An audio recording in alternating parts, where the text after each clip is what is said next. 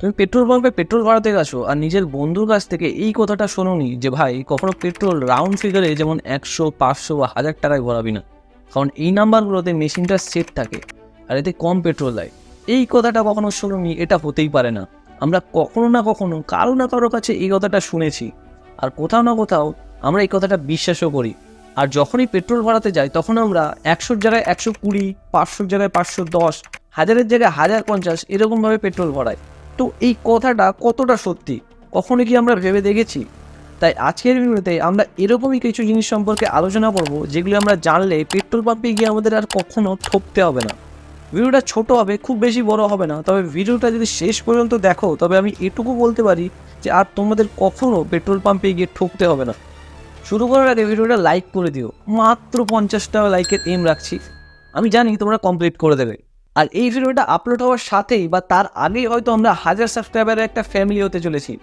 তোমাদের এই সাপোর্টের জন্য অনেক অনেক ধন্যবাদ। সত্যি বলতে যখন চ্যানেলটা আমি নতুন খুলেছিলাম তখন আমি ভাবিনি যে আমরা কখনো 1000 জনের একটা পরিবার হতে পারবো। ধন্যবাদ তোমাদের সকলকে এত সুন্দরভাবে আমার পাশে থাকার জন্য।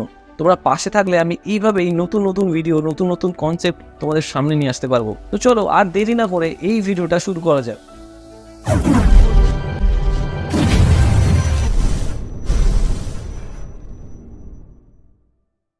ধরো তুমি পেট্রোল পাম্পে গেলে আর বললে দাদা 500 টাকার পেট্রোল ভরে দিন তো, বলে তুমি দাঁড়িয়ে আছো। পেট্রোল পাম্পের কর্মী নজেলটা বাইকে লাগিয়ে তোমার সাথে কথা বলতে শুরু করলো যাতে তুমি ডিস্ট্র্যাক্ট হয়ে যাও। তারপর কিছুক্ষণ পর সেই কর্মীটা বললো দাদা হয়ে গেছে আপনার 100 টাকার পেট্রোল। তখন তুমি বললে কি 100 টাকা? আমি তো 500 টাকা বললাম। লোকটা একগাল হেসে 32টা দাঁত দেখিয়ে বললো দাদা শুনতে ভুল হয়ে গেছে, এক্ষুনি ভরে দিচ্ছি। বলে আবার মেশিনে কি সব সুইচ চাপলো।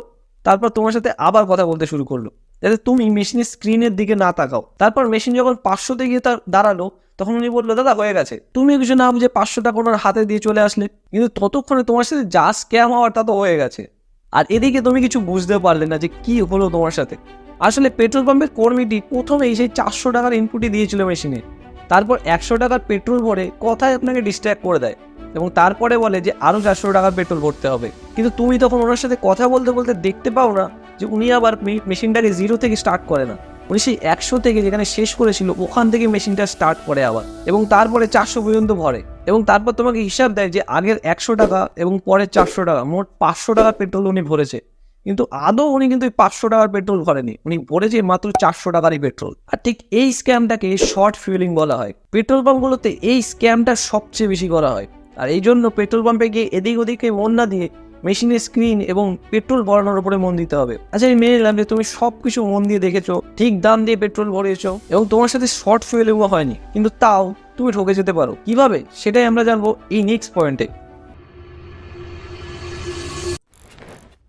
পেট্রোল পাম্পে পেট্রোল ভরানোর যে মেশিন হয় তার মধ্যে এরকম লেখা থাকতে তো আমরা সকলেই দেখেছি, কিন্তু এই জিনিসটাকে আমরা সব সময় এড়িয়ে যাই। কিন্তু এটা যদি এড়িয়ে যাওয়ার মতনই জিনিস হতো তাহলে কি পেট্রোল পাম্পের মালিক এটাকে সামনের উপর লিখে রাখতো? আসলে আমরা অনেকেই জানি না যে এটা কি জিনিস, কি লেখা থাকে এখানে আর কেন এবার লেখা থাকে। আসলে ওখানে পেট্রোল বা ডিজেলের ডেনসিটি বা ঘনত্ব লেখা থাকে। এখন তোমাদের মনে প্রশ্ন উঠতেই পারে যে পেট্রোল তো পেট্রোলই, তাই না, এতে এবার ঘনত্ব ডেনসিটির অঙ্ক ঢুকিয়ে কি দরকার? আগে না, কারণ আছে বলেই দেওয়া আছে ওটা। অনেক সময় আমরা এটাকে 650 বা 550 এরকম লেখা দেখতে পাই, আবার অনেক সময় 700 ঘরের কোনো সংখ্যা অর্থাৎ 730 বা 750 বা 780 এরকম নাম্বার দেখি। এই নাম্বারটা আবার টেম্পারেচারের উপর নির্ভর করে, অর্থাৎ টেম্পারেচার কমলে বা বাড়লে এই সংখ্যাটা চেঞ্জ হয়। অ্যাজ পার ইন্ডিয়ান গভর্নমেন্ট পেট্রোলের ক্ষেত্রে এই ডেন্সিটি 710 থেকে 770 কেজি পার কিউবিক মিটার এবং ডিজেলের ক্ষেত্রে 820 থেকে 845 কিলোগ্রাম পার কিউবিক মিটার হওয়া বাধ্যতামূলক। সে তুমি ইন্ডিয়ার যে প্রান্তে যাও না কেন, সেখানে ঠান্ডা হোক বা গরম হোক, পেট্রোলের ডেন্সিটি কিন্তু এই রেঞ্জের মধ্যে থাকতে হবে। আর এই রেঞ্জটা সেট করা হয়েছে এই জন্য কারণ ইন্ডিয়ায় আলাদা আলাদা জায়গাতে আলাদা আলাদা টেম্পারেচার, আর সেখানে পেট্রোলের এই ডেন্সিটি ভ্যারি করতে পারে। তো এই রেঞ্জটা সেট করা হয়েছে যাতে যতই ভ্যারিয়েশন আসুক পেট্রোলের ডেন্সিটিটা কিন্তু এই রেঞ্জের মধ্যে থাকবে। আর এই রেঞ্জের মধ্যে পেট্রোলের ডেন্সিটি নেই মানেই ভেবে নিতে হবে তার উপরে রামদেব বাবার আশীর্বাদ রয়েছে। আর যেখানে যেখানে রয়েছে সেই পেট্রোল বা পেট্রোল পাম্প থেকে দূরে থাকাই আমার মনে হয় বুদ্ধিমানের কাজ। আচ্ছা ভিডিওর শুরুতেই আমি বলেছিলাম যে তোমরা ফুয়েল ভরানোর সময় 100 বা 500 বা 1000 এরকম রাউন্ড অফ নাম্বারে ফুয়েল ভরাও কিনা। আর আমি শিওর যে তোমাদের মধ্যে বেশিরভাগই উত্তর হবে না, আমরা রাউন্ড ফিগারে পেট্রোল ভরাই না, কারণ রাউন্ড ফিগারে মেশিনটা সেট থাকে আর এতে পেট্রোল কম দেয়। আচ্ছা এটা কি সত্যি? সত্যি কি এমন হয়? উত্তর হলো হ্যাঁ হয়। ডিজিটাল মেশিনে কারচুপি করে প্রতি লিটারে 20-50 ml মতো পেট্রোল কমে দিলে না তুমি বুঝতে পারবে আর না আমি।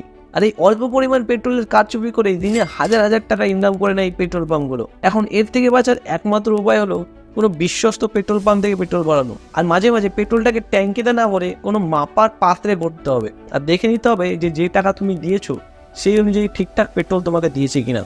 এই কয়েকটা জিনিস যদি মাথায় রাখা যায় তবে আমাদের পেট্রোল পাম্পে গিয়ে কখনো ঠকতে হবে না। এই ভিডিওটা আমি এখানেই শেষ করছি। যদি এই ভিডিওটার সেকেন্ড পার্ট চাও তবে অবশ্যই কমেন্টে জানিও। ভিডিওটা ভালো লাগলে লাইক করে দিও, আর চ্যানেলে নতুন হয়ে থাকলে চ্যানেলটাকে সাবস্ক্রাইব করে দিও। খুব শীঘ্রই তোমাদের সাথে দেখা হচ্ছে নতুন কোনো ভিডিওতে। Till then, bye by.